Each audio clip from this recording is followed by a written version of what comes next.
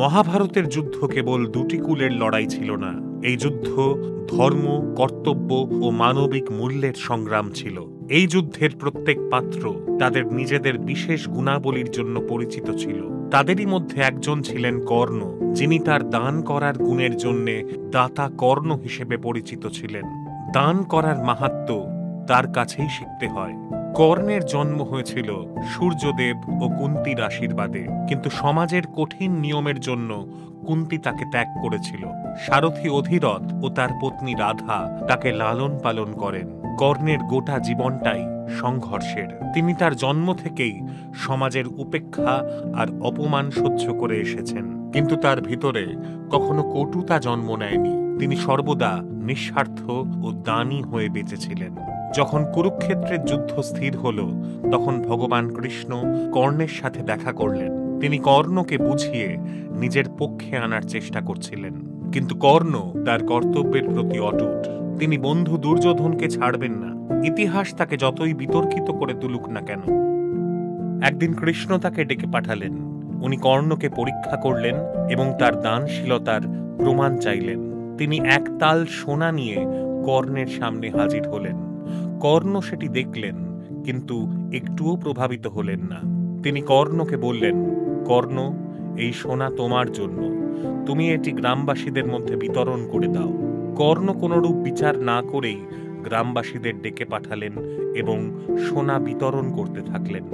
এই সোনা তোমাদের, এটি নিজেদের মধ্যে ভাগ করে নাও ও নিজেদের জীবন উপভোগ করো। কর্ণ একবারও ভাবলেন না যে সেই সোনা তিনি নিজের কাজে ব্যবহার করতে পারবেন ও নিজের জীবনকে স্থিতিশীল করতে পারবেন। তিনি এও ভাবলেন না যে এতে যুদ্ধে প্রভাব পড়তে পারে। কর্ণের এই দানশীলতা দেখে কৃষ্ণ অর্জুনকে ডেকে পাঠালেন। অর্জুন আগে থেকেই কর্ণকে নিজের প্রতিদ্বন্দ্বী মনে করতেন। তিনি হয়রান হয়ে জিজ্ঞাসা করলেন, মধুসূদন, কর্ণ এমন কেন করলেন? তিনি নিজের জন্য কিছুই রেখে দেন না কেন? কৃষ্ণ অর্জুনকে বুঝিয়ে বললেন যে কর্ণের স্বভাবই এমন। ও যখন দান করেন তখন নিঃস্বার্থভাবেই দান করেন, আর সেই কারণেই তাকে দান বীর বলা হয়। তার মাহাত্ম্য তার ধনে নয়, বরং তার মনের উদারতায়। কৃষ্ণ এও বললেন যে দান তখনই মহান হয় যখন দানবীর নিজের কথা না ভেবে যাকে দান করেছে তার কথা ভাবে। কর্ণের দান এই কারণেই শ্রেষ্ঠ, কারণ তিনি দান করার সময় কখনোই নিজের কথা ভাবেন না। মহাভারতের যুদ্ধে কর্ণ নিজের যুদ্ধের কৌশল ও মহানতার প্রদর্শন করেছিলেন, কিন্তু শেষমেশ তিনি অর্জুনের হাতেই মারা গেছিলেন। তার অন্তিম লগ্নেও তিনি তার দানশীলতার পরিচয় দিয়েছিলেন। কৃষ্ণ তার কাছে গিয়ে তার শেষ ইচ্ছে জানতে চায়। কর্ণ বললেন, আমাকে এই ভূমিতে বিনা কোনো ধন বা সাংসারিক মোহ ছাড়া মরতে দাও। আমার অন্তিম ইচ্ছা হলো আমি যেন আমার আত্মাটিও দান করে যেতে পারি। কৃষ্ণ তার অন্তিম ইচ্ছা পূর্ণ করেন। কর্ণর মৃত্যুর পরও তার দানশীলতার অভ্যাস লোকের মুখে মুখে ফেরে। কর্ণের কাছ থেকে আমরা এই শিক্ষা পাই যে সঠিক দান হলো সেটি যেটি নিঃস্বার্থভাবে করা হয়। দানের উদ্দেশ্য কেবল দেওয়া হওয়া চাই, নিজে কিছু পাওয়ার উদ্দেশ্যে নয়।